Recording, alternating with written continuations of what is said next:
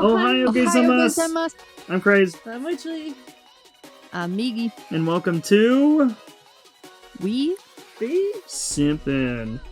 Dai Sanjua. That is episode...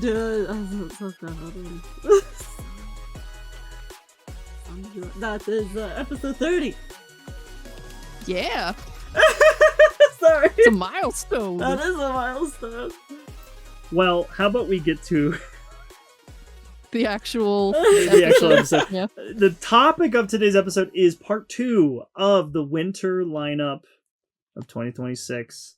We talked last week about all of the continued series of 2026, that being from Frieren all the way to JJK to Oshinoko, any of those. Those are just a couple we listed, but we talked, what, about 10 of those? I didn't keep count. 9, I think. 9 or 10? Yeah, I think it was 10. I had 4. I You had 3. Yeah. And Witchley had 3. So yeah, that's that math tracks to 10. Today we have a lot more. But before all that, let's get into our Weebly update. This will probably be a little short though.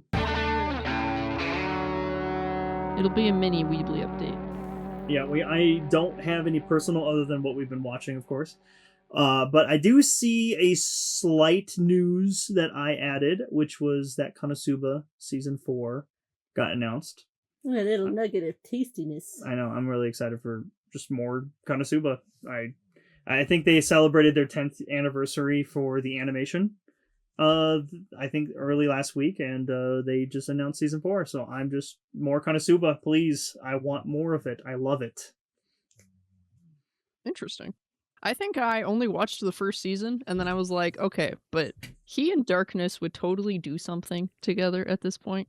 They just don't want it to be hentai. So I was kind of annoyed. You only watched the first season? I think so. Wow, you're behind. Because Season 2, and I like to think, I love Season 3 as well, but I think Season 2 is the peak of the show so far. Oh, yeah. Even the movie. God, the movie's so good. I'm doing it on purpose. No, that's Season 3. The movie's so good, too. Oh, man. God damn. And it's canon. Yeah. Again, another binge thing we have to do at some point, because, my God, the dub is so good in there. It's probably one of the best dubs I ever... Oh, yeah, you can tell everybody's having a great time playing these characters. Oh, I love a good dub. Yeah. But yeah, the new anime we have to talk about in this episode has a particularly good dub, and you know what I'm talking about. Mayhaps. But is there anything else in our personal Weebly or news segment? Because I know we got a big list of shows to talk about, so I don't know if you guys have anything else you want to throw out. Well, I mean, I've been keeping up with the, of course, the anime that we've all been watching for the winter stuff, although I think I still have a few episodes of some to watch, like, as of right now. And I've also played a few anime-themed games. Like, I played a demo that's, like, bowl up, and it's literally just, like, meatballs and noodles and, like, making, like, food and stuff, and it's really, really cute. It's a great demo. And I also played a lot of this one game that I've owned for a while called Long Live the Queen, which is kind of just like a numbers up game, but it's like there's this whole story and these events that are happening, and you have to have this girl take lessons to increase certain stats so that she can deal with certain circumstances without failing, and you don't know what number you need on those stats. You just are doing your best and trying to teach her everything, and she cannot succeed at everything, so you have to pick and choose, and there's like a million different ways that she can die. Oh shit. So it's really difficult, but I mean the point is to try and get her to her coronation day, and I finally succeeded at getting her there. That's awesome. So it's like a little bit of a roguelike, it sounds like. It is very much, because there's so many different ways things can go down. It's just like, well, if you fail at this part, it's okay. But if you fail at this part, it's not okay. And if you succeed at this part, then this other part won't even happen. You know, there's a lot of choices. Interesting. Long live the Queen. Long live the Queen. It's a good game. Over on PC, right? Yep. It's on Steam. Check it out. Anything else, Witchley? I don't have a weekly update. And that is totally okay. Totally fine. Because we can just get on to our main topic, which is Winter Lineup Part 2. All new anime for the 2026 lineup of Winter. God, what is this? 17? Am I counting? Is this all that we've watched? You would know. 1, 2, 3, 4, 5, 6, 7, 8, 9, 10, 11, 12, 13, 14, 15, 16, 17, 18. I have 18. Never mind. 18, there's 17. 17. 1, 2, 3. You added. Which one did I add? Oh, yeah. I have 18. Yeah, I'm sorry. I just miscounted. 18. Yeah, it's 17. It's 17. 17. It's not 18. 17. It's 17. Okay, 17. He really wants that extra one in there. I like an even number. So this is a lot of anime. So we're gonna go one at a time. Just you guys pick one, and we're just gonna talk about it because we all watched all of this. Or we at least watched one episode, if not two, at this point of these shows, if not more. On some of these because of certain companies dropping it as a whole binge. But yeah, we all watched these. We all actually watched these together, or not together, but yeah, we watched them on our own time. It's a lot. It's a lot of anime together. So I'm gonna throw it at Witchley first. Oh, you choose one out of these 17. All right, well, we're gonna keep going down the list. I'm going to choose one of my absolute favorites for this season that we've seen so far, being pretty early on. There's time for it to dip. The Holy Grail of Eris. All right, well, nice. What is it about? One girl must clear her name after being framed for a crime and strikes a deal with a deceased noblewoman to help. Boy, I love a deceased noblewoman. She's got such like witchy vibes. You know what I mean? She totally has witchy vibes, and she might be my simp. Yeah, I thought that when I saw that anime, and I'm like, this is a Witchley anime. Yeah. So, what did you think about it? The first episode. So I've been looking forward to this one since we did our Villainess episode last year. This was a long time ago. Yeah, you mentioned this over a year ago. Yeah. So when it finally came out, I'm so excited. I love it's so different from like the typical Villainess animes we watch, which are usually just like rom-coms, you know? Mm-hmm. This one, I was gonna say it barely even is a villainess. Like it's not like they're intentionally putting it as that. But but you're right that a villainess is highly involved. So very true. It still counts. Yeah, she was even sentenced as a villainess. Yes, indeed. But like, I love how we got like this whole mystery. It's not her trying to avoid doom flags, which she sort of is in a way. But yeah, the villainess has already failed at that, dude. In this story. Yeah, right. But no, I love how like isn't her name Scarlet? Scarlet, yes, yeah, and then it's Connie, who's the main girl, who's getting framed for thievery, which is like the worst situation that they put her in. I was like, this is like her nickname. She has like a long, pretty name, but I can't. Really I'm just gonna. It was like Constance or something. Oh, I think Constance. Maybe. Okay.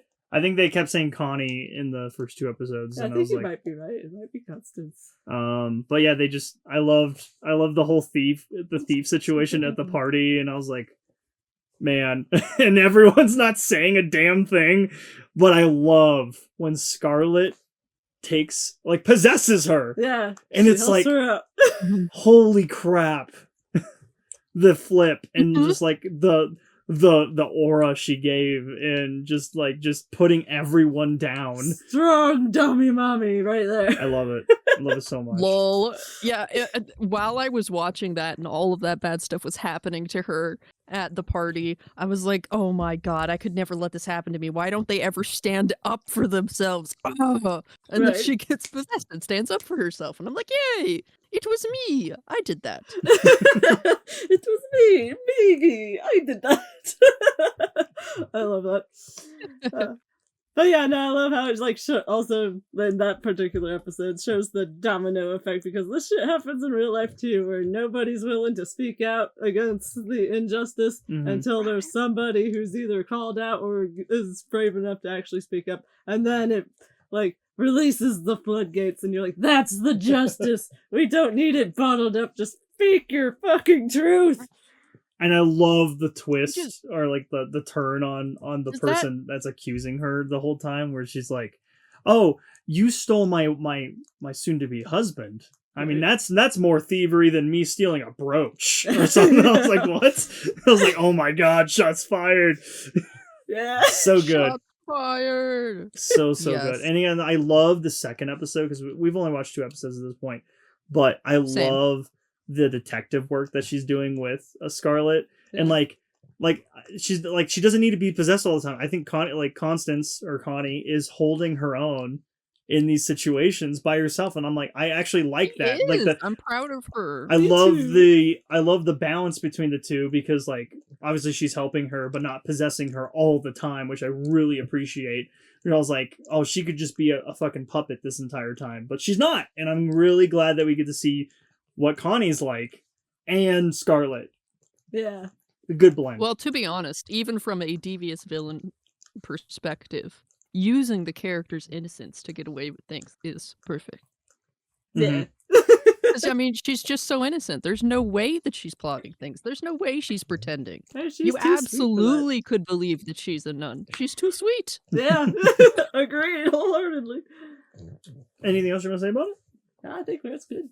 It's a real. I would have spoke up immediately. Yeah. I can't believe there are people out there that wouldn't speak up when they see something. Like what? Right. I think it's probably the peer pressure of social status and whatnot in that situation, but I see. My lack of experience. Well, that is the Holy Grail of Eris. Check it out over on Crunchyroll. Migi, you choose. Alrighty. I fucking will. I'm gonna choose Isekai Office Worker. And this one, you guys were not originally gonna watch until I was like, wait, you have to. Yeah, very true. Because it's a boy love. The first episode, even in the intro, just gives it away, too. I think it was the first episode's outro, which is the intro for the series. But you see, I often don't watch outros because I just want to get to the next anime that I'm watching or the next episode that I'm watching, and I don't want to just sit there listening. I'm like, nope, goodbye, it's over. Let me skim real quick to make sure there's nothing after the credits that isn't just spoilers for the next one. And that's just me. But Isekai Office Worker, let me give you the little description. Or the full title, The Other World's Book Depend on the Bean Counter. It's true, I'm not giving the full title, you're right. I was just giving my personal small title. Yeah. Isekai Office Worker, The Other World's Books Depend on the Bean Counter. Yes, it has a very long classic title. Now we can shorten it down to Isekai Office Worker. That's fine. I just want to make sure we acknowledge the full title. Okay. Well, the description that Craze has given me is Seiichiro Kondu is transported to a new world and joins the Royal Accounting Department of Romani Kingdom. Very simple. If you don't watch the outro of the first episode, you get no idea that there's any boy love going to be happening at all. You just think, oh, it's a corporate drone transported to a magical world and they still feel the need to work, and so they go into accounting. And they fix all that shit up because fantasy world people don't know what the fuck they're doing. And just that was enough to make me interested. But that second episode, my god. with the Captain Arash. My goodness. That's just... I don't think I've ever seen an anime go that far that fast. Yeah, I know. Spicy. Well, I do like the spin on this isekai. It kind of feels a little bit like Shield Hero, where you just get abducted without, any choice in the matter. like most isekais probably. But I like that he was kind of like an innocent bystander in it. Trying to save the person who's getting isekai. So I was like, okay, that's kind of cool. I like that. And then I like he's a workaholic, he just doesn't know anything but to work. And so he decides to he could have had an easy life in this isekai world.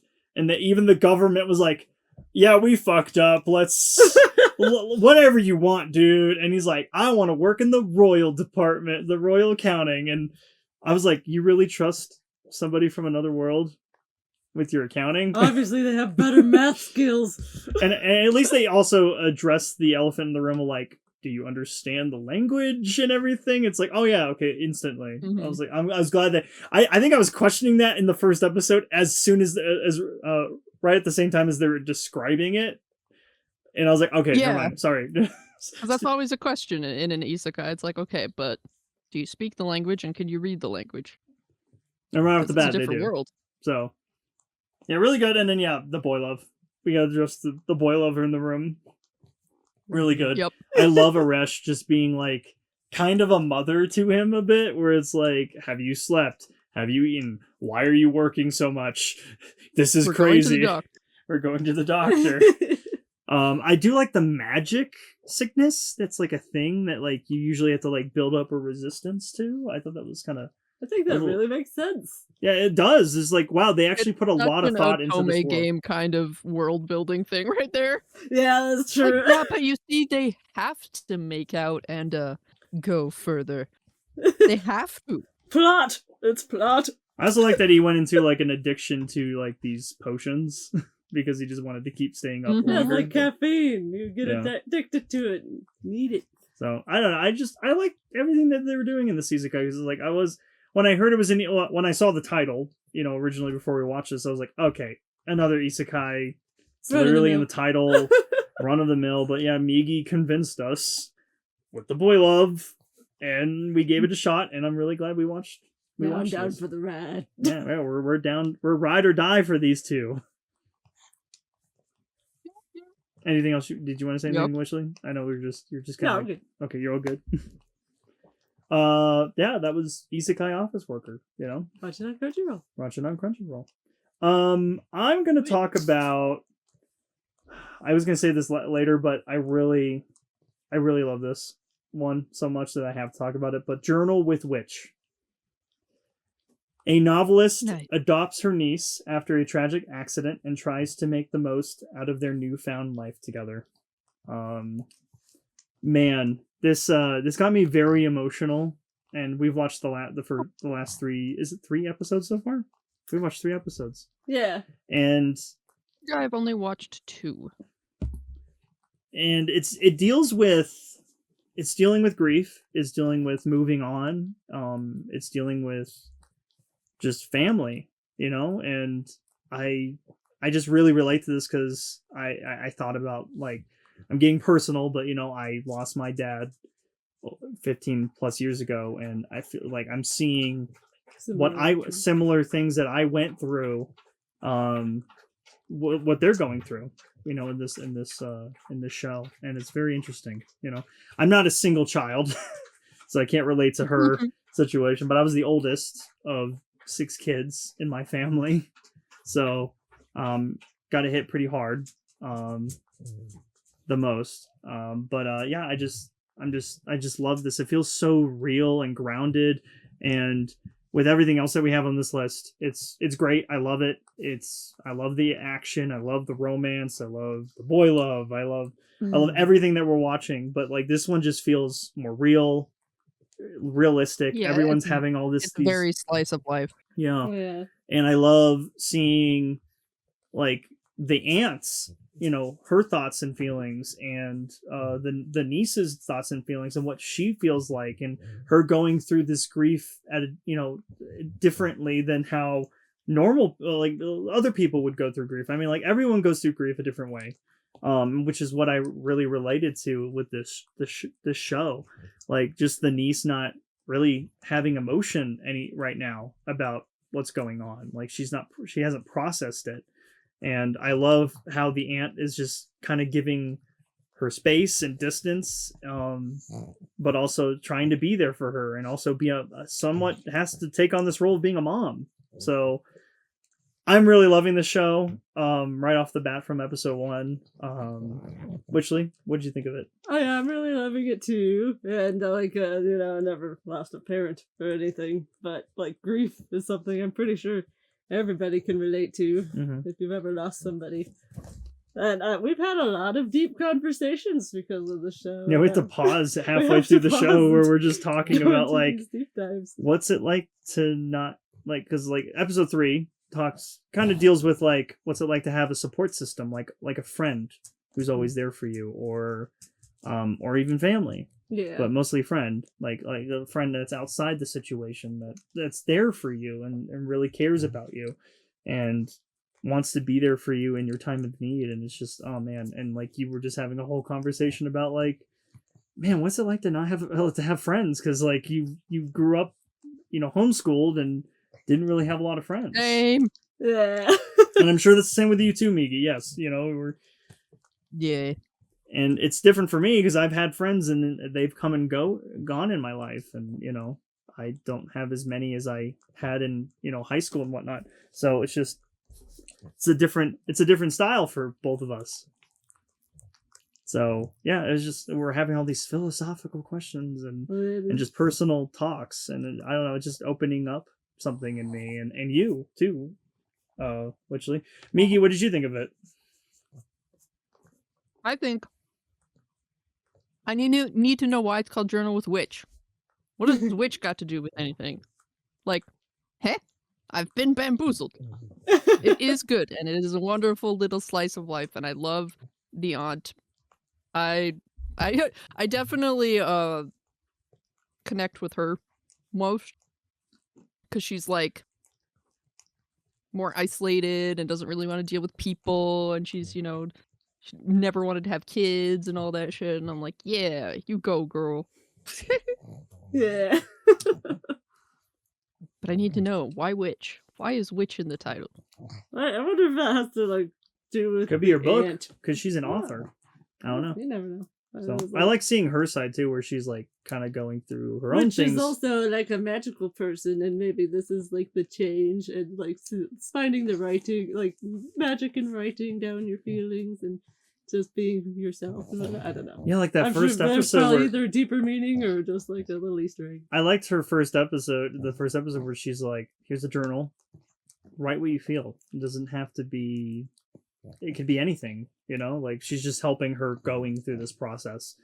And I like seeing the aunt side of things, like having her flashbacks with her, like, basically her mom, her sister in this case, and just seeing what's that like, and seeing kind of little brief glimpses of her past, and what was it like growing up and stuff, and how she hates her sister.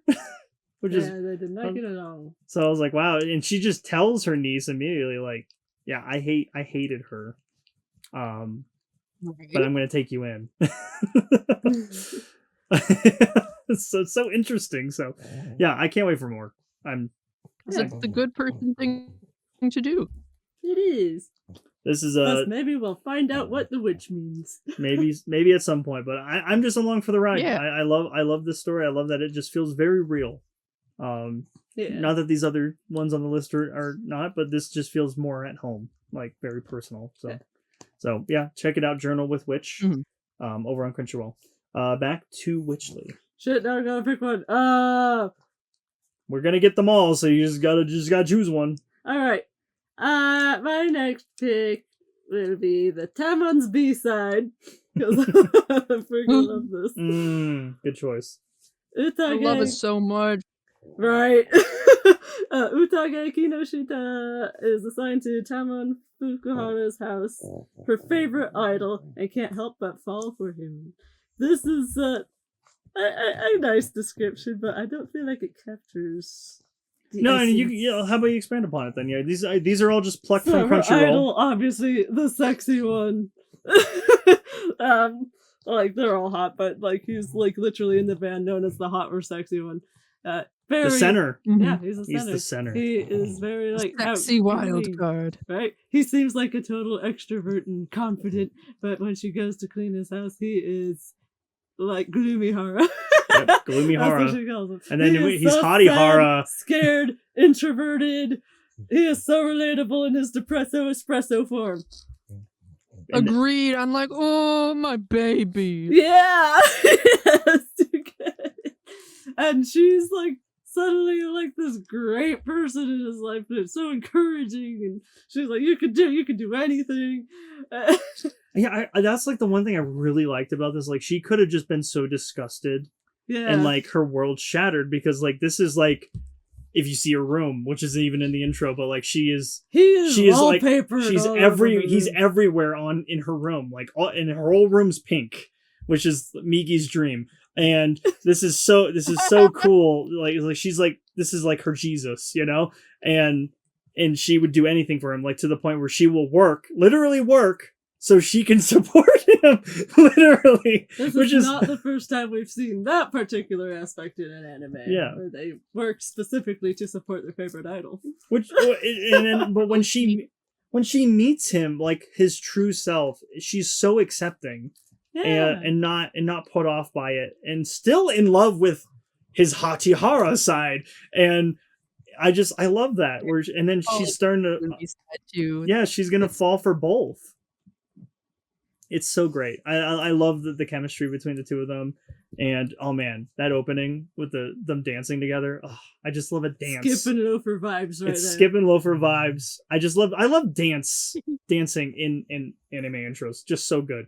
Just so It's great. true. It's like, oh, they have a dance, they win. It's instantly win for me. Or like even I love duets and openings and ending songs. I don't know. Something about duets really get me. So yeah. Often. Anything else we want to say about this one? Migi, did you say anything about it? I know we kind of brushed up on it. I frequently interjected with how good this is. Okay. I fucking love Tamon B-side. I love the whole like kind of like idol culture stuff. It's very interesting. And yeah, I love how she's like a crazy super fan, which would almost always be shown in a negative light, but she's actually quite wonderful of a person about it, you know? Yeah. And I love showing a positive way that you could be a crazy fanatic. You know what I mean? Right? Yeah. And the nice thing is that she's not a gatekeeper as well. She will kick your ass if you're being like an ass about the whole situation. In episode 3, when we get to meet another one of the boys, and he is a complete dickhead to Gloomy Hara, and then she just flips on him like, if you touch him, if you hurt him, I will kill you. Like, I like how she apparently is very strong. Yeah, she does that whole wall slam on him in the elevator in episode 3, and I was like, oh my god. She is... You know he secretly totally has a thing for her now. Yeah, I mean, that whole last step... He wants to convert her to his side. Mm-hmm. So, I'm hoping we see more of the other boys and kind of see what they are actually like, because, I mean, obviously we're getting... I want to know all of the lies. Yes, their true identities. But yeah, this one's up there very high on our list right now, and I'm glad you got to talk about it, Witchley. So, Tommen's B-side over on Crunchyroll. Migi, back to you. Alrighty. Let me just quickly look here. I think there's so many good choices. I'm gonna choose the one that has some of the best fucking English voice acting, and that is You and I Are Polar Opposites. Oh, hell yeah. It is so fucking funny, my dude. I've never seen a female character be so, like, loud and typically annoying, but in a way that's endearing. You know what I mean? Like usually if a story or movie has that kind of girl character that's constantly talking and is annoying, they're just like more hated than any other character in a movie or show. You know what I mean? Yeah, But they did it perfectly. they did. Yes. And the little description that Craze has provided is she's outgoing, he's shy. High school love gets awkward when opposites collide, and courage is the real test. And it is so cute. Yeah, so Suzuki is the outgoing pink hair girl, and Tani is the shy boy. Man, yeah, great dub, by the way. Simul dubbed immediately. Great casting and everything. It was so funny. I think we had to like revert back to some scenes just because I'm like, that was so funny. I have to watch it one more time. Yeah, Like, I had to watch it. My friend be like, "Go get your man. go get your man." Like the first episode alone, because we're obviously talking about spoilers. Spoiler but story. I mean, we've been talking about spoilers about all these, but I love this first episode. I mean, we were only 2 episodes in at this point, but 1 episode in, they're together. They're already together. They've already confessed their feelings. I love that. I was when I saw the trailer for this and when I chose it, I was like, okay, this is gonna be the typical rom-com. Okay, will they? Won't they? By the end of the episode season, we're gonna get that. You know, no. First episode, they fucking they have feelings. I love it so much. They hold hands. I love her screaming at him, being like, "I love you," on the staircase. It was so good. And her finally like telling everybody after she fucked everything up, thinking she fucked everything up with him, by denying how close they are. And like she finally just spills the beans to her friends and tells them, and they're so accepting. They're like, yes, go get your man. You know, and I love that so much. I thought that was so realistic to the good nature that people actually do have a lot of the time of, yeah, they'll tease you about like any kind of romancy stuff, but if you're actually sincerely like, no, I like this person, they're not going to tease you. They're going to be like, oh, okay, I'm so sorry. I was being an idiot. You can do it, you know? Yeah. I think that's so realistic too. You want to talk about Witchley? Anything else you want to say about it? I mean, I freaking love it. I agree with all the things you guys said. The amazing voice acting. I love how, first episode, they become a couple. Yeah, in the second episode, they go on their first date, and which was so freaking cute, so relatable at the end, going home and looking at your selfie and going like, "Oh my god!" It was so great. But not going into details on the rest of that episode. No, I loved it all. It's so great so far. It's nailing everything I love about like what I love about romance anime, but also like changing it up. You know, like because. I love high school romance animes. I love them so much, but I love when they change it up. Like Horimi is a good example where I love how they did that one where they're already together, or at least in a few episodes they're already together. It takes like 2 episodes, I think, for them to get or even together. like Shikimori's not just a cutie is another good example. They're already a couple. See how they become a couple. That one. I just love that. I love that we can just get into what is after that. Like, what is it like to be together, and what's that like? And yeah, they're polar opposites. Being with someone, getting them isn't the end of a story. It's the beginning of a story. Mm-hmm. Exactly. That's how it is in real life. Yeah. So good choice. I can't wait to watch more. This is up there. Polar opposite. You and I are polar opposites. Over on Crunchyroll. So freaking good. Yeah. I'm gonna knock this one out of the way because we are no longer watching it, but I just want to talk about it. There was a cute girl in the hero's party, so I tried confessing to her. So, you're no longer watching it? Did something happen? We've watched 1 episode of it, and it changed. So, okay, before we get into it, I'll just say the description here. A mid-tier demon has fallen head over heels for the enemy, and now he's determined to confess his feelings.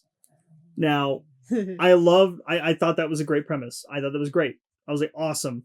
A demon and you know, somebody that's a hero getting together, or at least getting to know each other. Thought that was a really cool idea. And like the first episode does like this really cool thing halfway through, you know, like the first half of the episode is like the hero party keeps coming in, they keep getting defeated, but he fell in love with the healer of the party or something, and I was like, okay, that's great, and then they just defeat the demon lord, and now he's a hero who's trying to win her affection, and I'm like, and then they threw in the isekai thing. So I was like, we didn't need that, you know? I didn't need the isekai thing. I thought I would have just loved if he was just a mid-tier demon who was very powerful and couldn't fight, like, well, it's like, why did we have to throw in the isekai thing? It was just too much stuff on one and on top of another. I feel like they course corrected to be very generic. I mean, even with the isekai thing, like, they had something really interesting going on with the show at the beginning. Yeah. But they course corrected so hard that now he's joined a guild and he's trying to impress this gal and living a normal life. He doesn't even look like a demon anymore. He broke off his horn. But which, by the way, would leave a huge ass scar or something on your head because horns are bone. They're part of your skeleton. There wouldn't be skin over it. Yeah. So I personally feel like it would have been so much more interesting if, like, the whole season was him encountering them, always trying to defeat the demon lord, and maybe them getting a little closer throughout their little meetings each time. And I would have thought that would be so sweet, especially since he's a demon and she's like this part of the hero's party and whatnot. And maybe they. But no, they just throw that all out the window. Also, he's clearly this very stereotypical isekai character that's actually super duper OP. You know what I mean? Yeah. That also so I thought they were going to go the route of she's going to convince him that he doesn't have to be a demon, and then he's going to help them defeat the demon lord. Oh, see, even that would have been better. Yeah, that would have been great too. But they just kind of throw a lot of things out the window. It would have been better if they defeated the demon lord, and then he goes to hiding, and he has to actually like go more into hiding and like deal with the whole, you can't actually just hide your wings and horn. Even if you rip off your horn, there's a big fucking wound in your head. Yeah. You know? Yeah. That would have been better too. There's a lot of wasted opportunity with this one. And I was like, you know what? No. We watched one episode. I'm disappointed. So I kind of agree with you. Like, I was thinking, it was still nice. But yeah, the premise was really good and totally wasted. Yeah.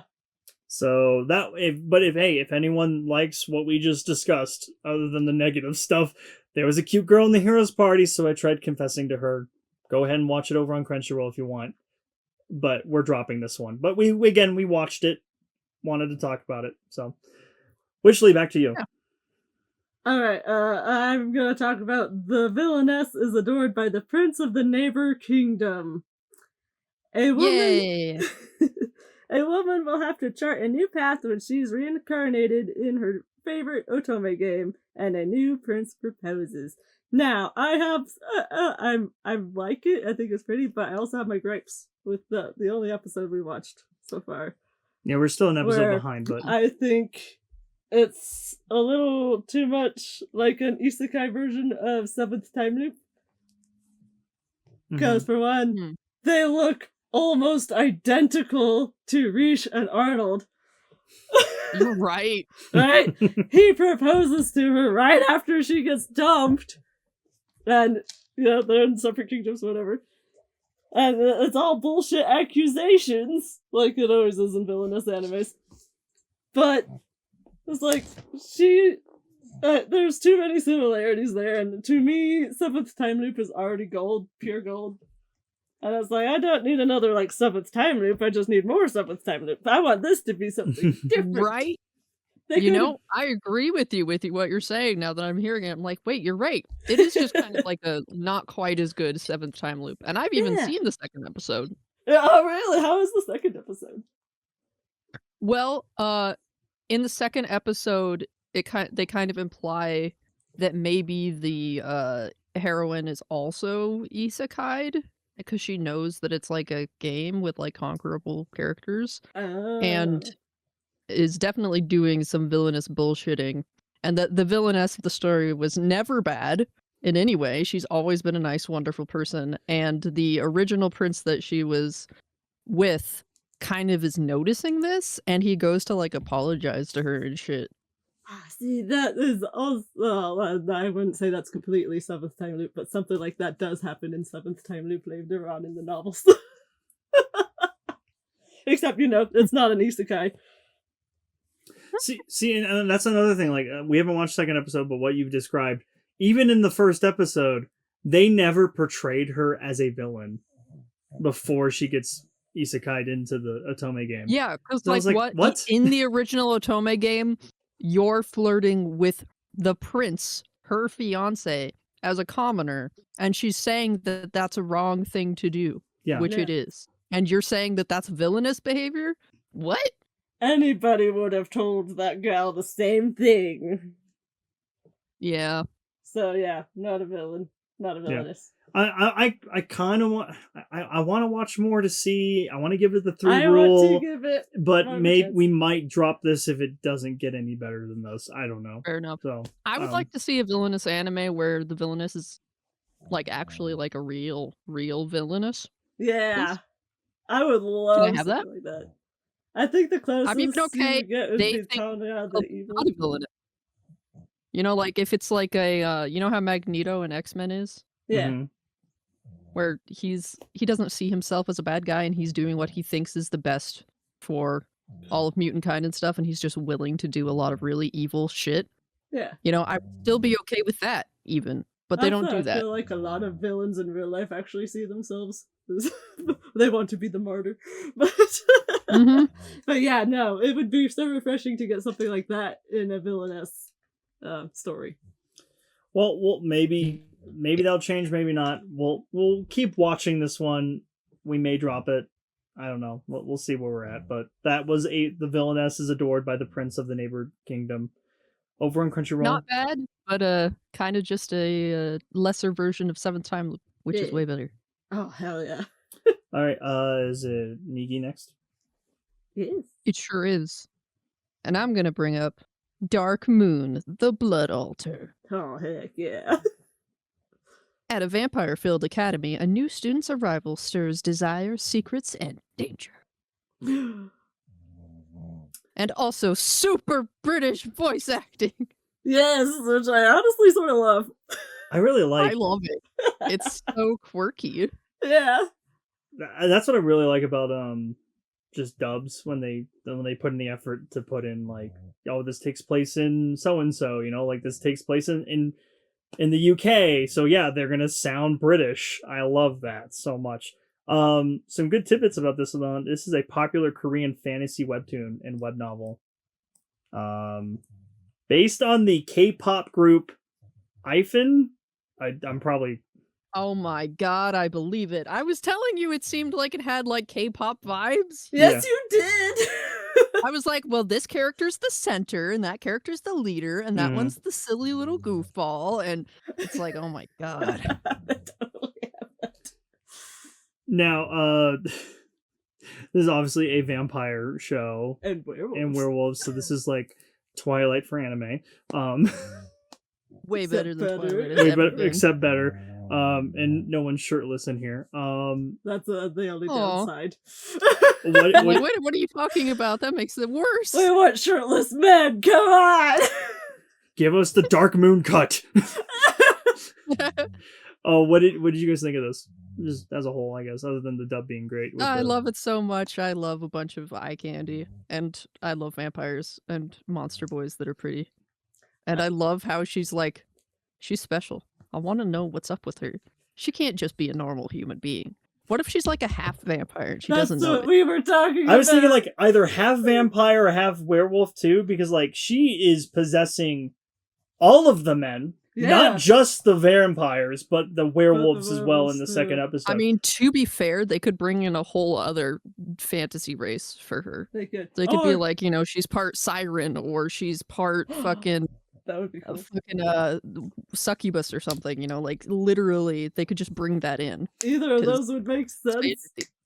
But I will say, like original like mythology with vampires is that they could turn into wolves. So right. There could be some of that at play. You don't know. Maybe it is just a vampire thing. I'm quite interested because like immediately she has this like super strength. I think her name is Suha. Yeah, she just meets all these boys and they're just like, what? They were hanging out in her fucking dorm because room? She has a storage closet room. It was so Yeah, interesting. because they were using that room before she moved there. They Yeah. didn't know. That was storage. They kept shit in there. And of course now she has friends, but then she's like, I hate vampires. I despise vampires. Thank God there's no vampires here. Meanwhile, she's talking to a vampire. Just found that so funny. I'm honestly impressed with their ability to not act hurt at all. Yeah, with someone right? saying that directly to their face. Yeah, I feel like the hurt would be like briefly flashed on my face if I was trying to keep it all together. Oh, Like, absolutely. Just think of some aspect of yourself, like your gender or your race or anything like that, and somebody says, I fucking hate that. Nobody hates it more than me. So I guess vampires just exist in this world and everyone knows it, because that's something like the dorm teacher says or something at the beginning of the first episode, where she's like, oh yeah, there was a murder not too far from here. That was from a vampire. And I'm like, okay, I guess we're all just okay with this. Vampires exist. I mean, things can just be how they are, even if you don't accept them, Christ.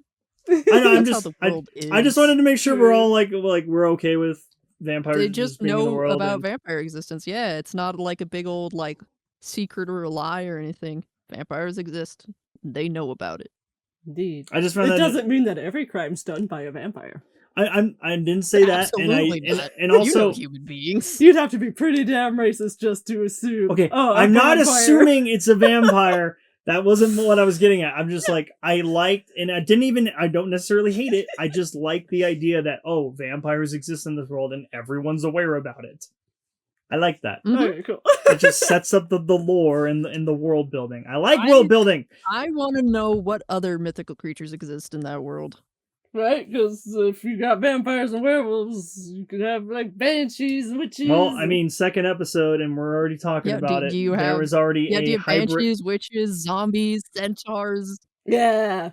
Well, in the second episode, they've already kind of hinted at a hybrid vampire and werewolf. Well, obviously they're gonna So- mate. Yeah, of course they're gonna mate. Yeah. They're boys. They're gonna mate. Just spat all over the place.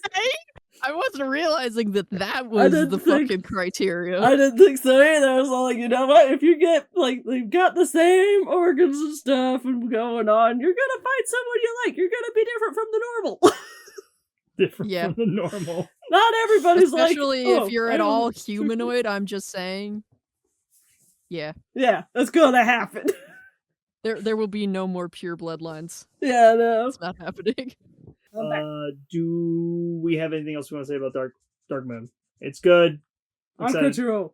Over on Crunchyroll, The Blood Altar. Go check it out. If you like Hot Vampire Boys, watch Hot it. vampire Yeah. boys. All right, I guess it's my turn, and I am gonna choose the Case Book of Arn, a Wow. vampire Yeah. and a noble woman's daughter who loves. Wait, I'm sorry. Why is this? Let me just reread that just to make sure I wrote that right. A vampire and a noble woman's daughter who loves them teams up to solve a bloody mystery. Did I read that right?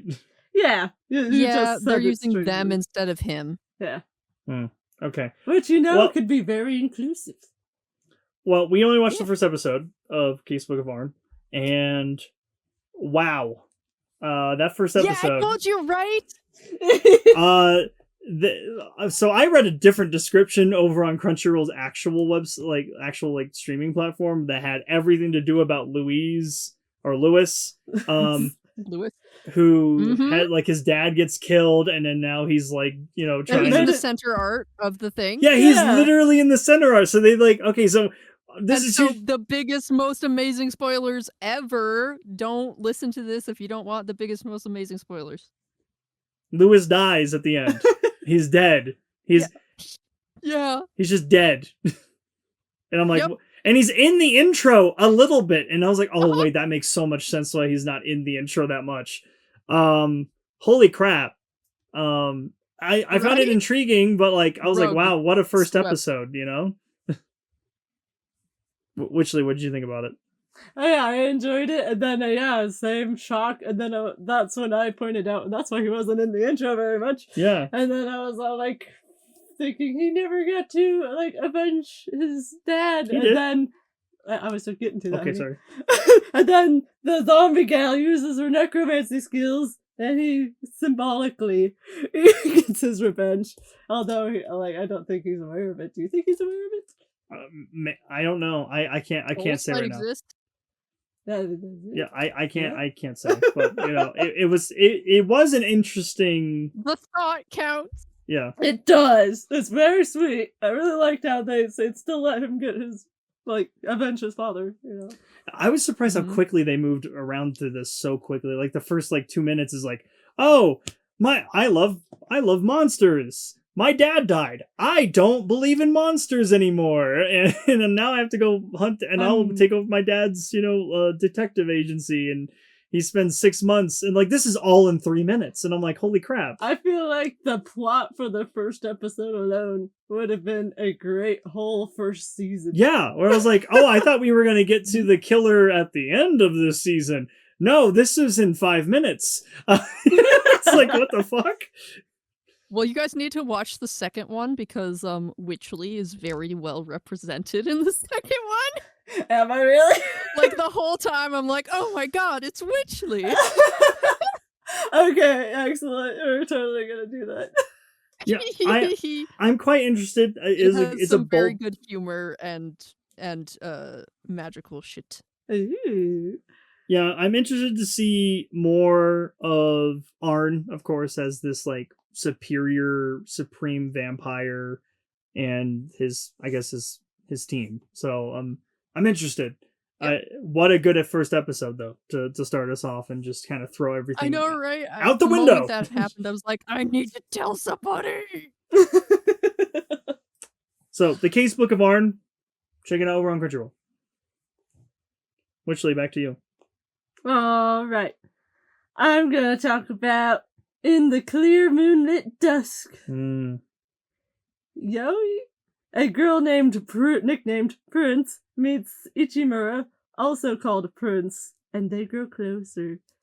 This anime is so beautiful. Yeah, it gives me well, obviously the other prince who was a third year or something. He has the same look as Sign of Affection. Yeah. I forget that guy's name, what's his name? Oh. But yeah, really good. I love how direct he is with her being like, oh my god, I thought you were a guy. You're really cute, and I'm so glad you're a girl. I'm like, he's really fascinated by her. And he's surprised that nobody else is really interested in her that way. Yeah, there's a moment where beautiful. Yeah. There's a moment in the second episode where these girls are just dissing her, and he's like, hey, you're ugly. Right, I love how I'm like, yeah, you're being really ugly right now. I loved that so much because it wasn't just a normal diss you're ugly. It was you're being ugly. Yeah, which I feel hurts so much worse because that means your personality is being ugly right now. Yeah, but it's also in general a way better message. Because that means you have some control over it. Yeah, you can change yourself based on that. You can't change if somebody thinks you look ugly. That's just straight up rude. But hey, you got an ugly personality. You're being acting ugly right now. You could totally reflect on that and try to better yourself. Mm-hmm. So yeah, right. I liked Yoi. I don't know. Yoi. Yeah. I liked Yoi and how she's no one's ever hit on me before, and no one's come on to me. And she just doesn't believe it. What he's saying is oh, he just says that to everybody, So this anime actually talks to me personally a little bit on that note. So I mean, I was homeschooled, so I didn't have a lot of interaction with other people my age and stuff. Yeah. But whenever I did, I often would get a crush on one of the guys in my friend group or my best friend or whatever, and they just wouldn't think of me that way, It's Aww. just well, because I don't know, maybe I wasn't pretty enough, or I'm just too much like a guy or whatever, and so that kind of spoke to me in that regard. Also, she literally has black hair and blue eyes, so that is true. You both are very pretty. And all those guys in your past were lame. They were lame. I thought that every guy was supposed to like the tomboy. Right? Like, ultimately, it's like, yeah, but I'll play video games with you and I won't give you shit about it. You know, like, isn't that supposed to be like the ultimate dream? Right? Excuse me? I would think so. Well, any more we want to say about it? It's very pretty. It's very sweet. I lo- like it. I love at first. I forget his name, but the other prince, Ichimura. I love him just being like, yeah, I don't know if it's love yet, and then he's like, oh yeah, it's love. I love you like that. Yeah, like he's just that. he's like, I take that back. I love just the directness, and I love how he's like, I'm getting what I want, or I'm telling you what I want and from you specifically, and I like that. I was like, oh, and they're dating now at the end of the last episode, the second episode, where they're like, oh yeah, let's like date. The moment where he suddenly starts like backtracking. He's like, oh, I'm just kidding, because maybe he thinks he might have fucked up a wee bit with his forwardness. She's finally like, yeah, let's do this. Mm-hmm. And I loved that. I know. So now they're dating, and I was like, yes, another show where they're already in there. Yeah. I mean, they don't have these feelings quite yet, but they're getting there. A lot of that. Yeah. Where we're actually seeing how it goes rather than like dancing around like, will we get together or not? I like how we're getting a lot of that in anime now, is where we're seeing how the relationship actually goes. And I wonder if that's also has to do, I'm always circling back around to this, I wonder if that has to do with the birth rate decline in Japan. They're like, we need to show people what relationships are like, so they can get in one. Because, yeah. Maybe so. I don't know. Hey, that's a way better way to do it. It's like, okay, this is how you have a relationship and be together and like each other. Right? You're gonna have your ups and downs, but as long as you stick with each other and like make compromises, you can do it. That was They're the one best friend that won't leave you. Yes. So that was In the Clear Moonlit Dusk. Go check it out over on Crunchyroll. Migi? Yeah, well, that is the daily life of a part-time torturer. And I watched 2 episodes. I don't know if there's more episodes or not. But the first one, it just... Okay, the little description read is... the synopsis, yeah. Yeah. Saro treats torture like a part-time job, blending casual humor with grim violence. And it's like, it's trying to do that. I see that it's trying to do that. But the issue is that it's clear with the world building that, like, murder and torture are legal. There's kind of like a dictatorship Russia kind of vibe going on in the background world, but they're acting all cutesy and happy and normal. And like, it just really bothered me because it's like all of these really, really horrible things can be happening and you can just have normal life goodness, like as if that it was okay to let the world get so bad when I already feel like the world gets pretty bad already, and I don't want that to be normalized as being okay. But what really got me, like, freaked me out a little bit was at the very end of the first episode, the way they're talking about these people that they are torturing, which, by the way, they're torturing them for information, which has scientifically been proven to be a really shit way to get information, because people will tell you whatever you want to hear, and you can't trust the information gained from torture. So already, that's a big plow hole. But they're referring to them as parasites pretending to be people. Oh. And I was like, oh shit, that's what the Nazis did with the Jews. That's what you do in a horrible, evil regime to make it so that people can treat other people horribly and still be happy and have nice lives and be quote unquote nice guys, like they're saying that they are in the show all the time. And it's like, oh, that's not good at all. That is a very bad message. It's not intentional, I think, but like, oh damn, that's too much. I see why you're dropping it. Yeah. And I see we didn't watch it because we just didn't. It wasn't our cup of tea from what was being described. I just wanted to see what they were going to do with that name. I mean, I was just intrigued by it too, but the trailer didn't capture me. And now hearing what you said about it, I'm like, yeah, I'm glad I did not check this out. Yeah, because they're like, so it's all guys, and they're all made to be attractive in the different, dateable types, and it tells you like their blood type and their family and all this shit as if it was like a dating sim thing or whatever. Yeah. And then like one of the guys is supposedly like really, really beautiful, but he mostly covers his face, and he hates that girls think he's beautiful and are like commenting on his appearance even though they're not doing anything to him, but it's okay with his guy friends saying anything.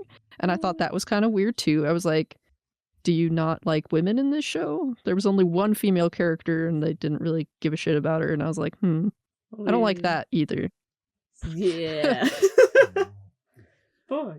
Well, sounds like we're not gonna watch any more of this one, and but if you guys want to, Daily Life of a Part-Time Torturer. Yeah, maybe you can see something I didn't see, or you can just see those same things that I saw and go, damn, that is bad. Yeah. Man, there's some really good ones left. We're just like leaving for last. I'm gonna go with The Invisible Man and his soon-to-be wife. Nice.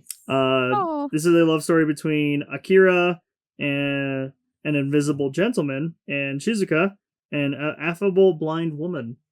We've already watched. I think we only watched one episode so far, but I think it's really cute. It's adorable.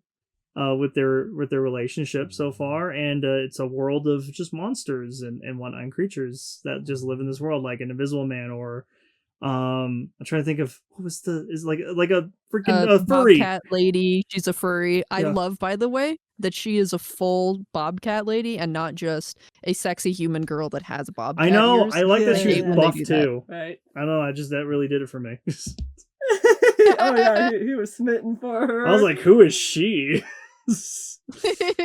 and I really like seeing something that I really appreciate, especially since like Ranking of Kings doing it, and Sign of Affection is a really good example too, but showing just disabilities, and this one really did a really good job showing disabilities. Like I'm seeing things like I don't see normally, where sorry, I keep saying C. This is very inappropriate.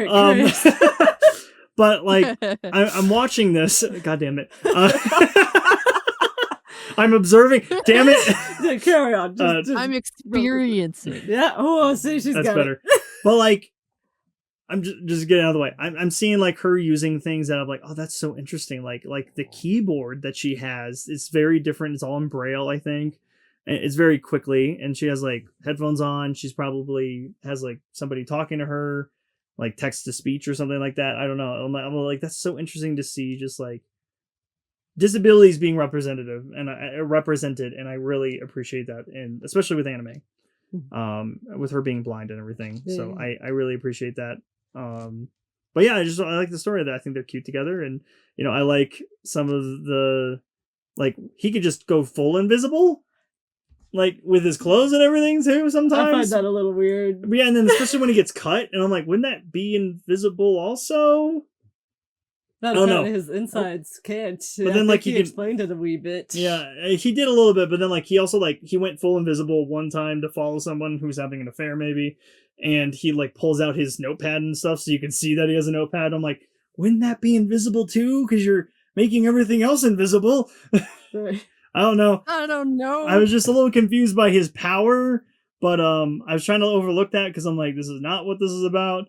This is about two people getting together and having a good time and wanting to be together, and I like it. From a romantic standpoint, the little thing I really love about that show is that, like, with him being invisible and her being blind, is that she can see him better than anybody else. I know, where like he like that exactly. The first 2 minutes are him like, "Can I sit by you?" It's like, "Okay," and then it's like, and then they're like, she's like, "Oh, you smell different." Or, you have like this. I knew it was you because you smell. Yeah, she knows a different way. Kind of stuff. But I love how, like, because she can like feel the vibrations and whatnot, almost like sonar style. Mm-hmm. But like you get to see like her, like almost like her perspective a wee bit in a very creative way.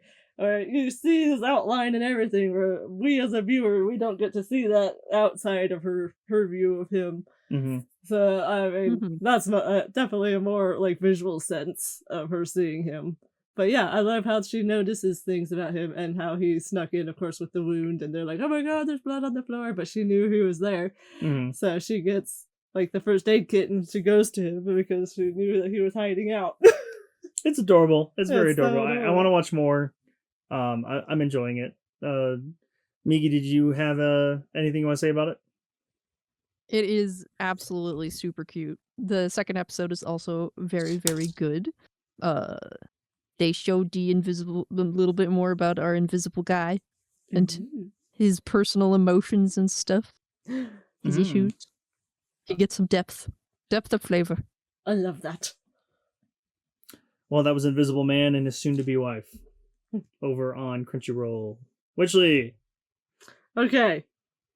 we're narrowing it down. We got like a few left here. I think we have like 6. Oh, sweet. So, then, I will talk about Kaya-chan Isn't Scary. Before I talk about it, it says here, studio. East Fish Studio. Sorry, I accidentally added the studio. You don't have to worry about that. That's not something in particular. just do the description. All caps. Sorry, it's all caps. I accidentally like highlighted it and it grabbed it at the same time. Okay, Okay. One kindergartner may seem like a problem child. Sorry. Alexa, no, Alexa. Stop. Start over. One kindergartner may seem like a problem child, but it's only because she's banishing the evil spirits around her. When I first saw it, I was like, okay, this is gonna be a fun anime, nothing like really to like get into, but then we watched the first episode and I loved it. I love Kaya so much, and I wish I was like her as a little girl instead of like I was just a scaredy cat. I've come a long way over the years. Mm-hmm. Like, I was terrified of the dark as a child, and now I'm fine in the dark.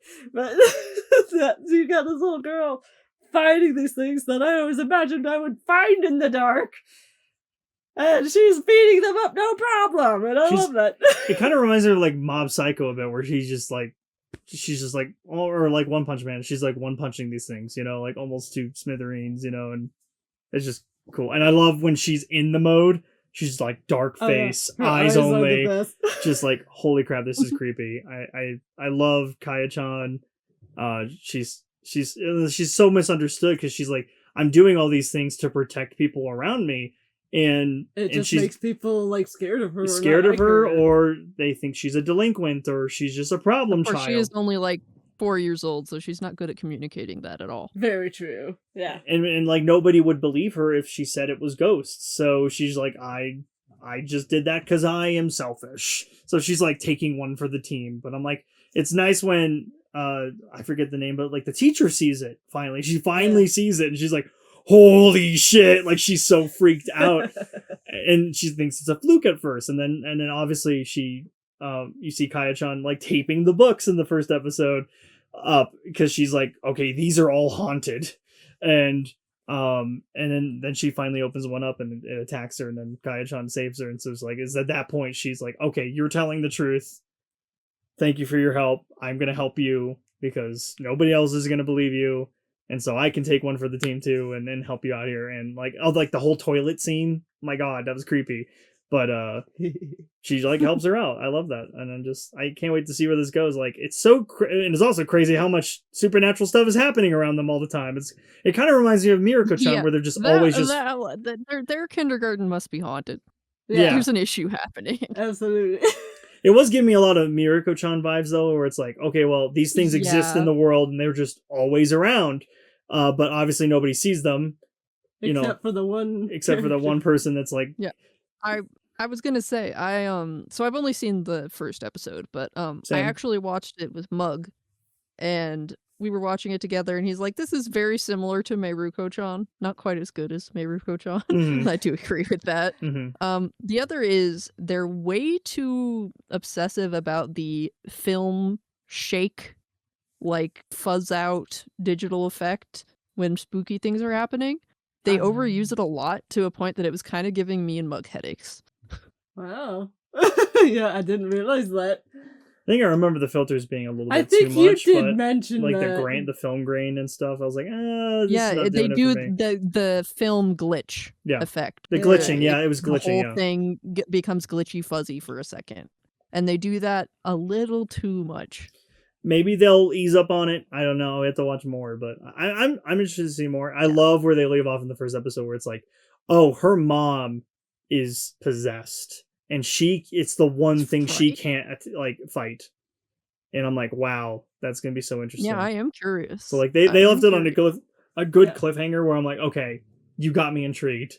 Like she can fight all these monsters, but she can't fight the one that she wants to save the The most. one inside her The home. one inside her home. And I'm like, oh my god, that's so interesting. Yeah. So Kaya, Which could almost be construed as like almost like symbolism.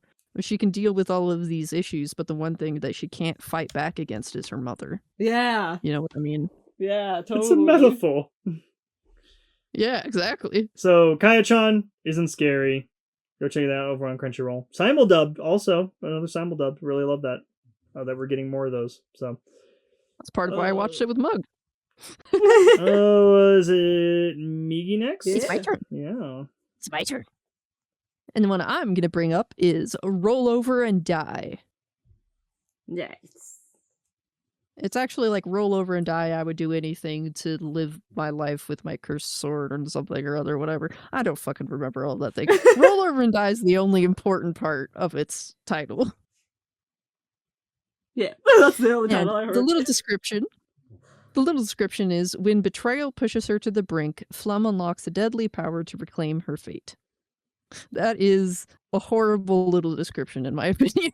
Yeah, they didn't do a good job there. Again, these are all just plucked from Crunchyroll's site, but man, what an interesting. And you did at least watch the first episode, right? Yes, and man, what an interesting first crazy episode. Why does it always have to be the magician in the hero's party that is the asshole in the party? Because like this has happened several times in other adventure, anime. Like banished from Like the banished from the hero's party.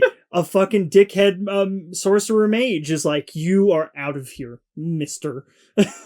And I was very interested with like Flums or Flumes. I don't know how they pronounce it properly, but It's Flum. It's Flum, but like It's Plum with an F. her reversal technique was so interesting. I was like, well, I wish they were a little clear on what she could possibly do. Like reversing curses. Like, wouldn't that be something you could say in your description there? I don't know. So I like that she's learning how her power works. Her power is reversal, and they're like they didn't do anything to experiment with what that would mean, and that's a big L on the hero party, in my opinion. Agreed. Yeah, and that's what. Obviously, the bigger L is the super evil mage dude who was willing to sell her into slavery and then lie to all of his friends, saying she just went home. Oh my god! Bastard. Bullshit! She went home. She went to slavery. Yeah, it's treated like poor, shit. poor girl. And it's sort of like a little bit of like a Yuri, I was like, wow. There is a little bit of that there. So I'm like little hints of that there. So yeah, I'm very intrigued to see more. But I just feel like some of it was a little generic, where I was like, okay, I've seen this before in other anime. Like I was getting like Shield Hero vibes a bit and Banished from the Heroes Party vibes. I'm like, this is stuff I've already seen. But I'm gonna, maybe we'll give it a couple more episodes to give it the old 3 watch and see where we land. But yeah, it's good. But I like how her power works, and I want to see that in action more. I want to see her become really strong, because a lot of the time animes like this are a guy becoming really strong. I would really like to see a girl become really, really strong. You know what I mean? Yeah. Oh, absolutely. Agreed. So Roll Over and Die over on Crunchyroll. I'm gonna get rid of this one. Not because I don't hate it. I'm just knocking them out. You can't be in a rom-com with your childhood friends. And the description of this one is growing up changes everything when a boy notices his childhood friends a little too much. We've watched the first 2 episodes, and the dub came out today at this time of the recording, so we actually went back to watch the first episode dubbed. Yeah. So I was like, I was very curious to see who the tsundere was going to be, or like how because the tsundere was going to act. Tsundere always sounds a specific way. I'm tainted because of 100 Girlfriends doing a perfect tsundere, or Toradora. So I'm like, I need to see how you're gonna do the tsundere in dub. But I mean, you know what? I was not expecting what I was. Pleasantly surprised. I was pleasantly surprised with this one. I think Wishley can speak to that too. I'm enjoying it so far. I like the idea of like this guy like, you know, like, oh, I really love rom-coms and I loved that so much, I gotta say, just straight up. It was so nice to be having a male character be like, I love rom-coms. It's like, oh, I've grown up my entire life of every guy ever in everything being like, ew, chick flicks. Right? Yeah. That's the millennial experience right there. It was a breath of fresh air, you know, seeing this guy who's like, oh, I love rom-coms. I also love rom-coms with childhood friends, and he conveniently has 2 childhood friends. I mean, it insinuates at the beginning that he has 4. Oh yeah, we haven't seen the other 2 Yeah, yet. we have Shit, not they met haven't this done the 2. since we've only watched the first episode. I noticed today rewatching it. I'm like, he fantasized about 4 yeah. different girls. So, Damn, I was hoping you were gonna say at least one of them was a guy. Oh, that would have been amazing. we don't know what Bisexual dreams. we don't know deleted. what's under those skirts. True. Except those diaper ass. Oh yeah, those the diaper ass tsundere totally looks like she's wearing a diaper. and I those think- panty shots. I don't think it's because there's a bear printed on her ass. I think it's the little frills at the edges of her underwear. Yeah.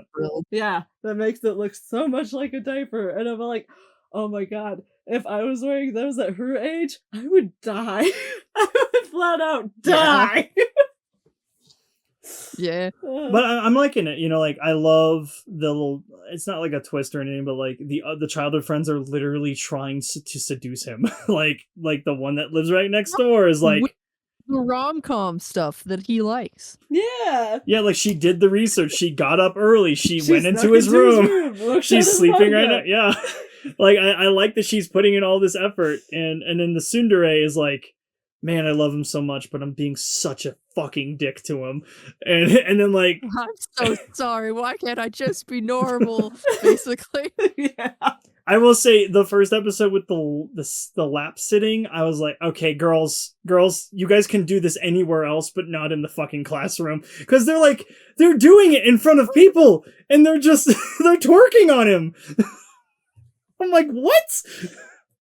I'm like, I would be okay if they did this like in their own rooms, maybe. Yeah, they Well, should like- have done that in private, not in front of a whole class. But like a whole class is literally staring at them while they're sitting on each of his legs. I'm like, what the hell, girls? Like that was like, oh, this is a little cringe. I'm gonna put it out there. Is I probably would have done that. You would have At done that age, especially. Oh yeah, I was very flirtatious. Wow. I've always been such an introvert that there's a chance I would have thought about it, but I never would have acted, and I never would have given them eye contact after thinking about it either.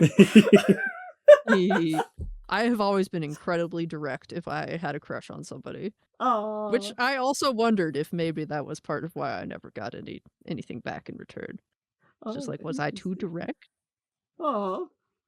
I wish I had some experiences growing up so I could let you know how it was the complete opposite. I know, right? Because I never... That would have been great. Yeah. I never actually got to go out and meet people up until I turned 22. So crazy. Anything else you want to say about this one? That's fun. It's fun. I'm enjoying it. You know, I'm like I've come to realize watching all these high school rom-coms that it's sort of like me vicariously living through all of these anime characters. Well, that is you can't pretend high school. Yeah, pretend high school. You know, it's nice to live it. You know, like I like them too. You know, and I like seeing just. I'm gonna put out there. Pretend high school is a great anime name. That is a great anime name. That should totally do something. You guys could make a visual novel called Pretend High School. All right, we'll do all saying, the research. You guys can do it. You guys can do all the research and get it done. Write a story, and Migi will make the most beautiful artwork. You the writer, and she's oh my she's God. the artist. We don't have the ability to make this, but imagine an MMO that's all anime high school themed, and it's Pretend High School. That's insane. That would be fun. That's another life thing, you know. But that was You Can't Be in a Rom-Com with Your Childhood Friends. Really funny. Check it out over on Crunchyroll. Back to Witchley. Not crazy. Would you be mad if I talked about Love Through a Prism since it's all I would not, since we're very close to it. Now, I do want... we only have 2 left. You don't even get to say something else. Yeah, he doesn't get a choice after we choose. Yeah, I don't want to... I before you go, I want to say Netflix. It's on Netflix. They dropped 20 episodes of this, the whole show, and we binged it. And Miki has watched 5 episodes?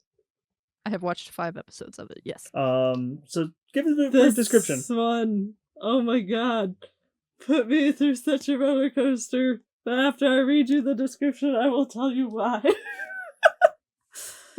In early 1900s London, a young Japanese woman enrolls in a famous art school, only to be surprised when rivalry with a gifted classmate becomes a romance. This show, crazed you could confirm, had me all over the place. She was on the floor. I was crying. Sobbing. I literally, I got off the couch. This was last night. Leaned on the table to get closer to the TV because I was so heartbroken. I called this show a meat grinder of the emotions as it tore me apart, pulverized my heart to smithereens, and then it artfully pieced it back together in a way it never fit before. Like a mosaic piece. Like a mosaic! It's a beautiful show. It's so beautiful. It hurts. It hurts. Uh-huh.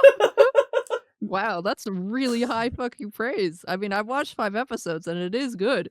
But damn, what am I in for? Boy, get to the end and you will understand.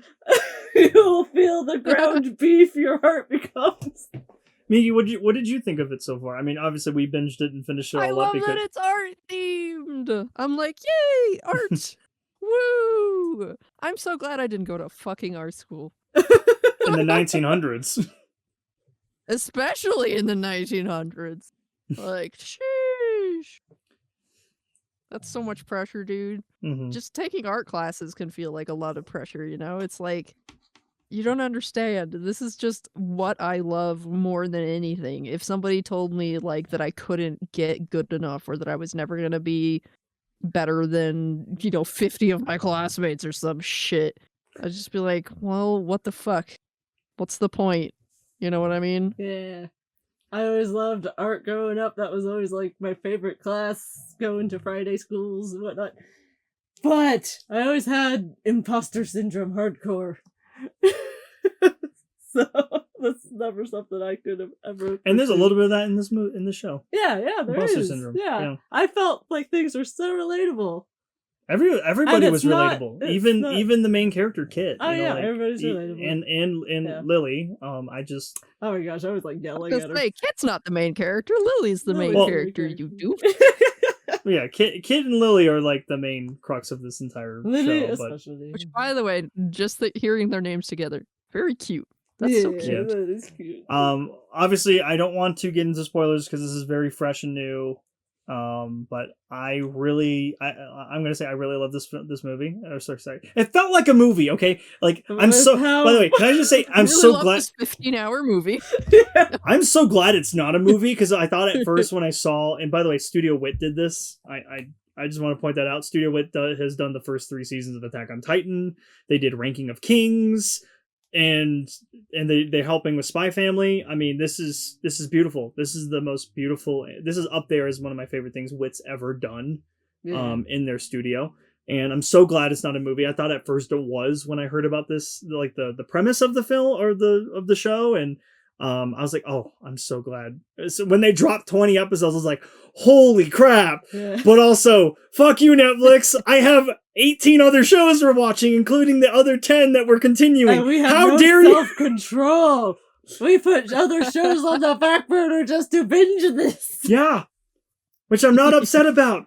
No, I'm not upset about it. But it was so good. Like, they did this really well. Like, I'm trying to be vague because Miki hasn't seen it, and obviously this is very fresh and new, and I don't want to spoil anything.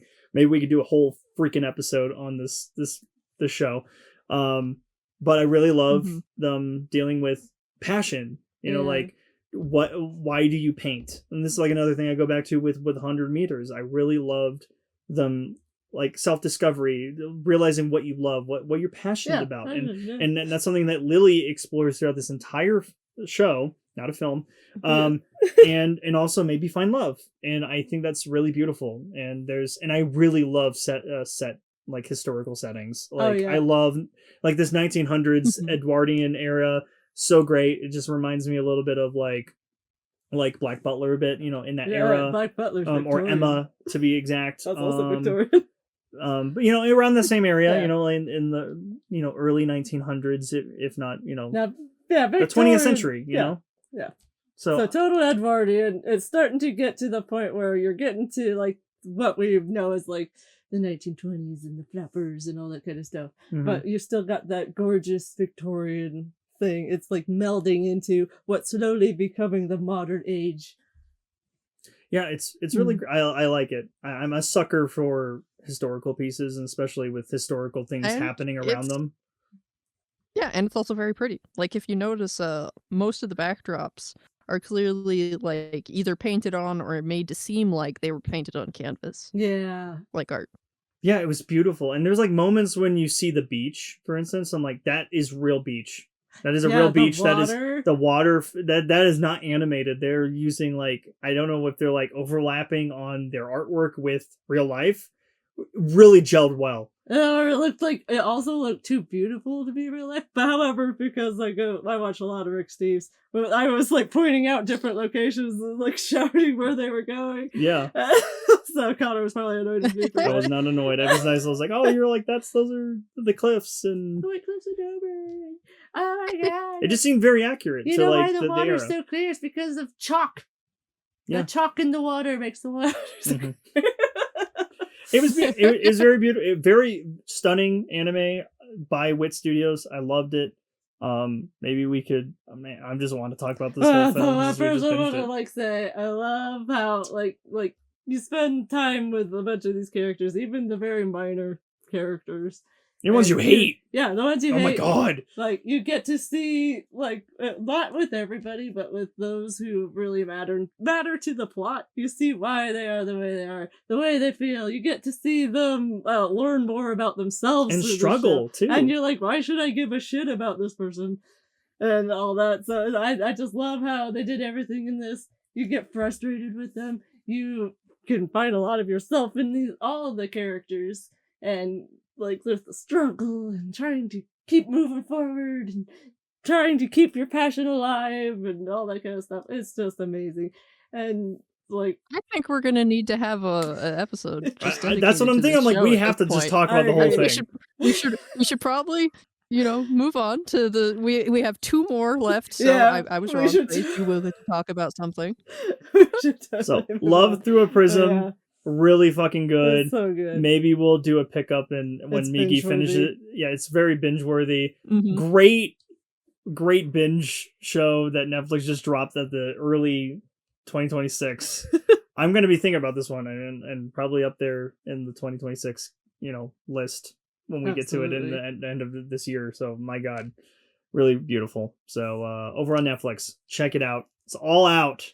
Yeah, and by the way, no promotion from Netflix. It's the downright shame. So I'm like, crazy. I'm like, Netflix, get your shit together with the promoting shit. Because now we're doing it for you for free. And check this show out. I mean, like, it's the same thing with Hulu. Hulu has great fucking anime, and they don't fucking promote it. So it just irritates me that you guys are really dipping into the anime space more, and you guys are not acknowledging it. They got such a boon and they do nothing. Yeah, they don't fucking got everything. It's free. Sorry, that's another episode. Migi, go freaking get us out of this prism. All right. On to the second to the last one that we're going to talk about. Hana-Kimi. Heck yeah. Description. To be near her idol, Mizuki disguises herself as a boy at an all-boys school. Problem, they're now roommates. And that's just a normal Tuesday. And this one is also one where it's simul-dubbed, which is great because I love hearing the voice. And I gotta say, it's a really good girl doing a guy voice. You know what I mean? I agree. Like, it's really good. Like, I mean, it's a girl, but it's believable. It's believable, and I'm like, I appreciate that so much. As a girl that has a somewhat deeper, not particularly girly voice and has never tried, it's really weird when every female character has the most hyper feminine voice ever, especially if you're making them pretend to be a guy. Maybe have them try a little. Like, damn. But they did in this one. Yeah, I like her name's Caitlin Barr, by the way, and I really like her in Chainsaw Man. She's Himino. She's the eye patch in season 1 that dies. My favorite character. Yeah, and she dies, and in that one. Oh, spoilers for Chainsaw Man. Oops, okay, for no reason. I'll censor that one. But she throws up in Denji's mouth. I can spoil that one. That's the worst scene Jesus. in that whole show. She's also It is. she's also in one of my favorite shows is The Dangers in My Heart. She plays Anna Yamada. Oh, I keep forgetting that. She's my favorite. That's one of my favorite romance animes. But yeah, She's Caitlin Barr, really great. Yeah, she does this great job with like deeper voice as a guy. This is a 20-plus-year-old manga that finished up in like 05 or something. So it's and it finally got an anime adaptation finally, and this is it's great. I love it. And can I say Yosobi doing the intro and outro, by the way? Awesome choice. Absolutely. Yeah, and it's a very cute anime. I love that it's like she's definitely in love with him, but more so she's inspired by him, which is really cool. Yeah. And the fact that she's willing to do all of this work to go there and go to that school, and then she has to do all that schoolwork and shit, like that's kind of impressive. In a way, it's kind of stalkery, which is creepy. But I can, and this is, I mean, we're 3 episodes in this where we watched it all at this point. I don't know about you, me. You watched them all? I think so. Yeah. I think I've watched all 3. I love, and this is a nice change of pace, I love that some of the people already know she's a girl. And they won't say it, obviously, other than the gay doctor. Yeah, the whole, there's 0% chance that she knows that I know. Yeah, that was in episode 3. She's like, yeah, there's no way he knows that I know that he knows. And I was like, oh, okay, guys, come on. And then I love the gay doctor where he's like, I know you're a woman. I'm gay. I know. I know the male. I'm gay. I was like, awesome. And then like obviously her best friend in the show is like having these conflicted thoughts of like, I love him. Am I gay?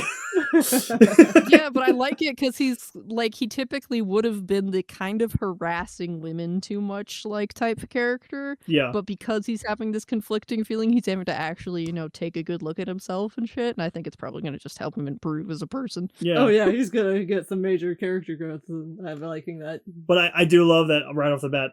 Obviously, he like her roommate knows that he's a she now, and I was like, wow. And obviously he's keeping his distance and being like, I'm not gonna address the elephant in the room. The funniest thing is actually in the very, very beginning, he's like, I didn't know they let girls in this school. Yeah, exactly. Yeah. Like immediately he clocks never it. Been fooled once. Yeah. He clocked it immediately, and like even like the breast grab in the first episode when she falls over, he's like, oh yeah, I definitely felt when boob. He picks her up, the hand naturally goes there when you're going under the arm. Yeah. He's just like, oh yeah, I feel boob. Yeah. That's a boob. Yeah. But yeah, I think that's great because I was a little skeptical. I was like, okay, no one's gonna know. Like, really, nobody's gonna find out that he's a she. And I'm like, I'm so glad that like some of the cast knows. The coolest thing ever for them to bring up was her having periods. Yeah. Like, yeah. Hello. Right. They brought that up, and I'm like, I am so proud of you for bringing that up. That is very important. And this whole like, no, I just can't. I'm not feeling good. I can't. Because how would you hide that? Yeah. It's like, oh man. I will say, thank God the doctor has those kind of things to help. Yeah, why are there even those things in a boys' school? And my argument was like, oh, he probably has tampons for nosebleeds. We've seen that in She's the Man. Yeah, it's happened. So I love since it's like a 20-plus-year-old manga. I love how they've like adapted to the current like time. like everyone has flip phones or like cell Yeah. phones and Oh, stuff. yeah, they brought it So it's into like the now. yeah, it's like they brought this story into the now, and I think that's great. Like just like they could pluck this and just put it into the future, or of where it was currently set, because and it still works. Yeah. It doesn't feel like it would like detract from the story. And so I was like, it's perfect. So yeah, Hana-Kimi. Yep. I want to say real fast, as like being a huge fan and enjoyer of Oran High School Host Club, this show is filling that void quite nicely. And they came out around the same time What in the I thought of manga. immediately seeing the description. Right? Do you feel like this is was sort like, of oh, High School Host Club. Right? Yeah, exactly. Do you feel like this is sort of like a softer like segue into boy love because it was more taboo back then to have like a boy love Maybe kind so. of anime or manga? Yeah. Not that they were like non-existent, but it was definitely more like, no, this is not right. I'm enjoying the more boyish girls getting love. That is all. Awesome. Yeah. I may have long hair, but I sure don't act like girl in other typical ways, okay? Honestly, I haven't Never met a girl have. who's ever acted girly. Fair enough. Like, growing Well, up, I'd wear when dresses you have and I'd something sit with my portrayed legs as apart. clearly bad. Yeah. No, that's true. Yeah. But the it is typical, not like, bad. super stereotypical girl things are usually portrayed as being, like, the worst thing you can be, like, even worse than being, super murderer. So Oh, it's yeah, like, I think everybody's gonna work to avoid being that then. So that was Hana-Kimi. Hana-Kimi, yeah. Over on Crunchyroll. Simul-dubbed. Check it out, guys. It's really good. And you guys saved Alright. the best one for last, so I really appreciate you guys. I didn't pick it I solely wanted because you I to be able to knew talk about it because wanted you to talk clearly about this. really love it. Yes. I was surprised of this one. I was sentenced to be a hero.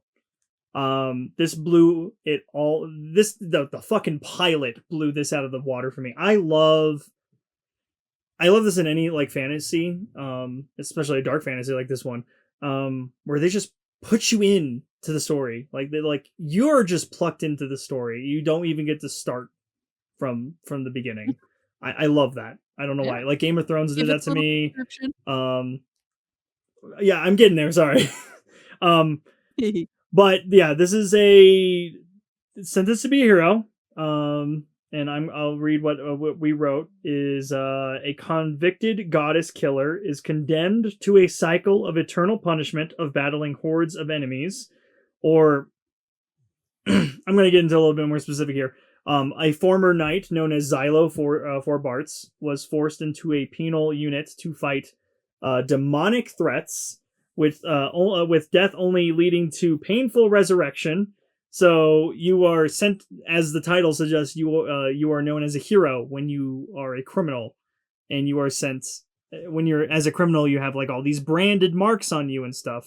And if you don't do what they say, they will just basically blow your head off. So basically Suicide Squad-esque, And my God, yeah, you're called a hero, but you're a hero by force. Yeah. I thought that was so great. Like, again, throwing you in the middle of just a demonic fight too at the beginning, like the pilot being an hour long, blown, the action, the whole story is so fascinating, and just throwing us into this wilderness with Xylo and another hero, and then them kind of finding a goddess. Who's one stealing a goddess. Or one stealing a goddess. Yeah. You know what he was sentenced to be. Oh yeah, immediately I was like, yeah, this guy. Yeah. I know what he was. Fucking klepto. But they do such a good job storytelling. Like right off the bat, Xylo he hates goddesses. He fucking loathes them, and you don't know why. And then you don't find out till the very end. He's like, oh, I killed a goddess. I killed my goddess. And they even showed what happened. She was she was getting corrupted by the demonic like plague or whatever that's spreading the world into the world, and he's like basically just being sentenced to be a hero to cover somebody was put up to this, obviously, and they were just like covering their traps. Foul play. Yeah, he's being shield heroed a little bit. Yeah. injustice. I will say injustice and lies and bullshit. I will say this game, Xylo as a character gave me a lot of Guts vibes. Yeah. Right off the bat. I was like, He's yeah. He's a lot like also the main hero of the anime movie. Oh, sweetie, what's the name of that samurai movie that you really like? With Sword of the Stranger. Sword of the Stranger. Okay. Never seen I've that one. I've never heard of that one either. Well, you guys should watch that one. It's got a very similar main character to that. It's a whole really, really well done samurai story and like really good villains, good writing. It's fucking excellent. Sword of the Stranger. Watch it. Watch it right now. Okay, let's pause the podcast. We'll be back to finish it up. Oh, what did you think of Sentenced to Be a Hero, Migi? Oh, it was so like serious, that it's like usually there's not a lot of animes where they really do that. You know what I mean? Mm-hmm. Like, and like for me, a lot of stories when they do that, I can't keep up with all of their details for some reason. Little bit of ADHD brain or something. I have no idea. But in general, it's good. And I love its art style. It has a very cool art style that's got like almost a more realism to it than anime tends to have, but then it also does this thing where it like almost never has shadows, which is really neat. Yeah, it kind of That's reminds just me being an artist. It reminds me of like Jobless Reincarnation's art style a little bit, at least to this animation. But obviously, there's that one's more detailed as well and real. But yeah, I love especially the fighting scenes. Oh my god, it was just like on another level that I was not expecting. Yeah. I think Studio Kai has done this, and I need to know what else they have done because I am not familiar with their work. But they blew the first 2 episodes out of the water. I was like, holy crap, this is amazing. Wishley, what'd you think of it? I agree with like everything, art style, everything beautiful, love it. The story is so interesting. When we first saw the trailer, I was like, okay, this will be fun, but I feel like it's gonna be like too serious and maybe it'll be a bit of a downer and I'm not too into it.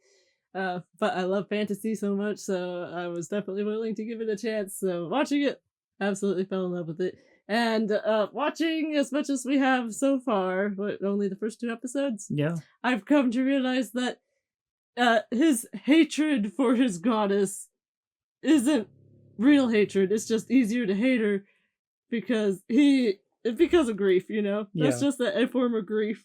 He loved his goddess, obviously, in the second episode. You get to see he really cared for her. Mm-hmm. And yeah, no, I think what he actually hates is the whole fucking religious-y institutions in charge of everything. Exactly! I was gonna bring that up. It's so corrupt.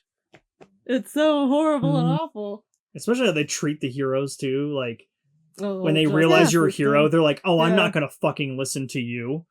When they just saved your fucking Right. life. It's like, Right? wow. It's like, I'm the type of person, you saved my life, I got your back.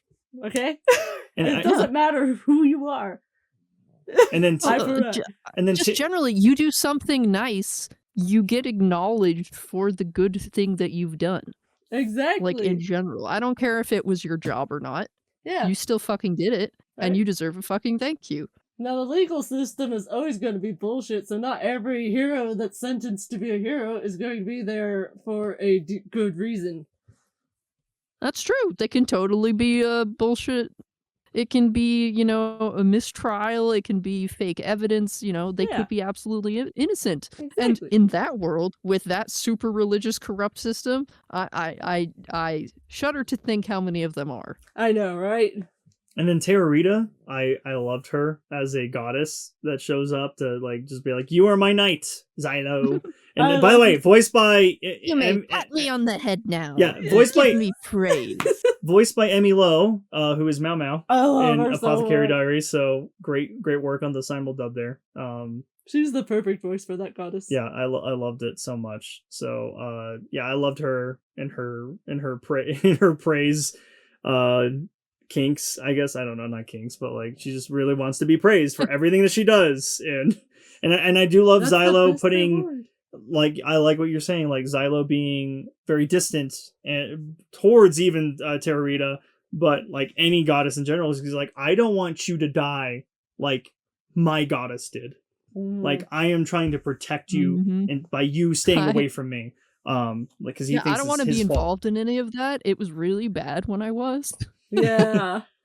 So I was like even in the second episode when they're in the mines and he goes at the very end to like go and save the rest of the citizens that are in the mines, and he's like, Terrorita, you are staying. You cannot be near me in these mines. I don't want you dying. And so he's like, That was like the end of the second I know, episode. so I was like, and now I'm oh. all like, oh my god. Yeah. So Oh my goddess. oh my goddess. But yeah, I'm enjoying this. This is up there so high on my list for 2026 in the winter lineup. I so glad we got to talk about this one last. I can't wait to see where this goes, and maybe I'll start reading the books. So yeah, Sentenced to be a Hero. Do not miss this one for this year. Good. It's so good. You love fantasy and shit. I love. Oh, and can I say another thing? I love that it's not an isekai. I was worried that it was going to be, and I'm so glad. Thing against isekais. It's not a disdain. It's just like everybody does it, and it's just like I don't need it. Yeah, it doesn't unless it's like the crux of the story. But it's if it serves it feels the like plot, then isekais are amazing. Like jobless use their knowledge. Yeah, like Jobless Reincarnation is a great isekai. I love that. Mm-hmm. I love Shield Hero. I love that. It's just like when you force it into.